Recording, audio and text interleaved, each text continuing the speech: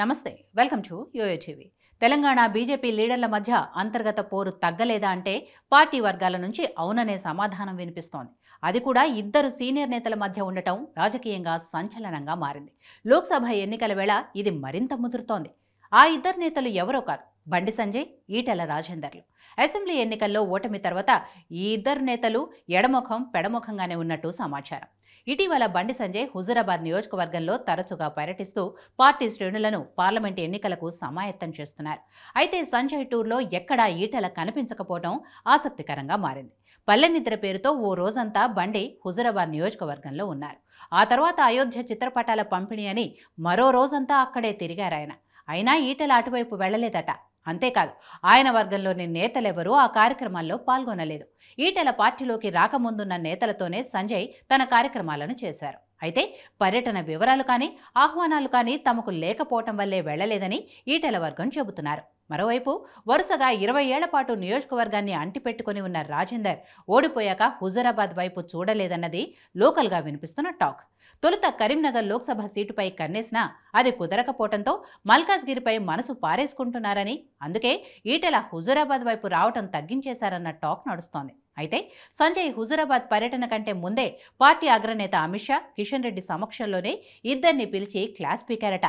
కలిసి పనిచేయండి, ఒకరిని ఒకరు డామినేట్ చేసే పద్ధతి మంచిది కాదు, రిపీట్ అయితే పరిణామాలు తీవ్రంగా ఉంటాయని సీరియస్గా వార్నింగ్ కూడా ఇచ్చినట్లు ప్రచారం జరుగుతోంది.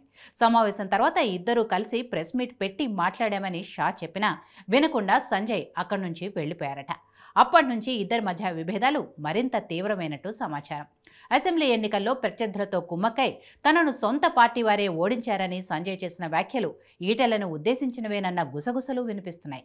అదే సమయంలో ఈటెల రాజేందర్ వల్ల పార్టీకి ఒనగూరిన ప్రయోజనం ఏంటన్న చర్చ కూడా మొదలైందట.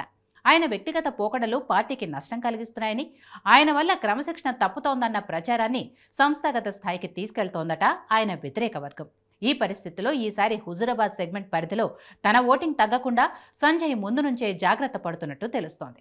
ఇటీవల జరిగిన సంస్థాగత కార్యదర్శుల సమావేశంలోనూ ఆర్ఎస్ఎస్ నేతలు కూడా ఇద్దరి మధ్య విభేదాలే పార్టీకి నష్టం కలిగిస్తున్నాయని అభిప్రాయపడ్డట్టు తెలిసింది. కరీంనగర్ పార్లమెంటు సీటు పరిధిలోని 7 అసెంబ్లీ సెగ్మెంట్లలో ఇటీవలి శాసనసభ ఎన్నికల్లో పార్టీకి ఎక్కువ ఓట్లు వచ్చింది కరీంనగర్, హుజూరాబాద్లోనే. మొత్తం 2,60,000 ఓట్లు పార్టీకి రాగా 3/2 ఈ 2 నియోజకవర్గాల్లోనివే. ఈ పరిస్థితిలో హుజూరాబాద్లో పట్టున్న ఈటెల నుంచి బండి సంజయ్కు ఎంతవరకు సహకారం లభిస్తుందన్నది ఆసక్తిగా మారింది. ఇక్కడంతా పార్టీ కంటే మాజీ మంత్రి సొంత ఓటు బ్యాంక్ ఎక్కువ. అందుకే సంస్థాగతంగా బలోపేతం చేసే దిశగా బండి ప్రయత్నాలు మొదలుపెట్టినట్టు తెలుస్తోంది. పార్టీ పెద్దలు ఆశించినట్లు పార్లమెంటు ఎన్నికల నాటికి పరిస్థితులు చక్కబడతాయా లేదా అనేది చూడాలి.